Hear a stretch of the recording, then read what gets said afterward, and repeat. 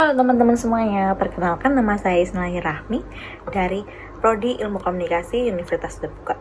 Pada kali ini, saya akan membawakan sebuah pidato atau cuma sharing-sharing ilmu nih pada teman-teman sekalian tentang membandingkan diri di media sosial. Pernah nggak sih teman-teman saat sedang buka sosial media nih, terus muncul rasa minder ketika melihat teman-teman yang lain sudah lulus, sudah mendapatkan pekerjaan, atau hanya sekedar liburan ke luar negeri. Tanpa sadar, kita mulai berpikir, kok hidup kita nggak pernah ya seperti mereka. Awalnya mungkin cuma rasa penasaran, tapi lama-lama berubah jadi cemas, bahkan bisa loh kecewa sama diri sendiri.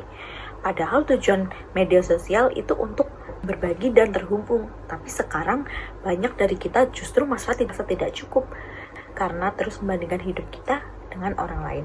Jujur saja, saya pernah loh mengalami hal yang sama. Melihat pencapaian orang lain di media sosial membuat saya merasa tertinggal banget.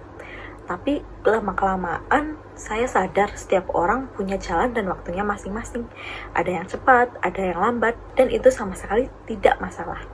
Ternyata fenomena ini sudah banyak diteliti loh, seperti penelitian Liu dan teman-temannya yang menjelaskan bahwa kebiasaan membandingkan diri di media sosial dapat menurunkan rasa kepercayaan diri dan meningkatkan resiko depresi loh teman-teman, karena kita sering melihat sisi terbaik orang lain tanpa tahu perjuangan di baliknya. Akhirnya kita merasa kurang berharga, padahal setiap orang punya kelebihan yang berbeda. Lalu penelitian Primukti dan tim di Indonesia juga menunjukkan bahwa penggunaan media sosial yang berlebihan bisa menimbulkan stres dan kecemasan.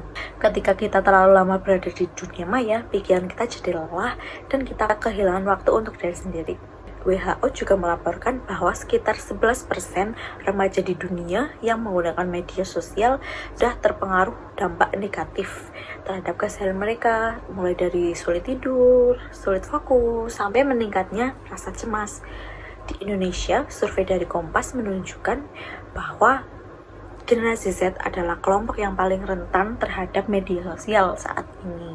Banyak dari kita yang merasa harus selalu tampil sempurna dan diaku lewat likes dan followers.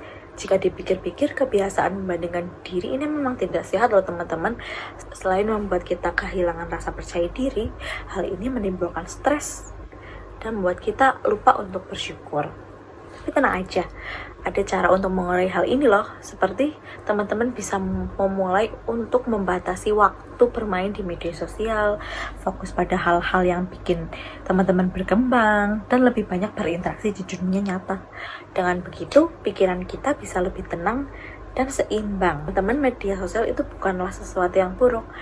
Media sosial hanyalah alat, dan kitalah yang menentukan cara menggunakannya. Jadi kalau teman-teman mulai merasa cemas nih setelah melihat postingan orang lain, coba berhenti sebentar, tarik nafas, dan ingat bahwa setiap orang punya waktu dan jalannya sendiri.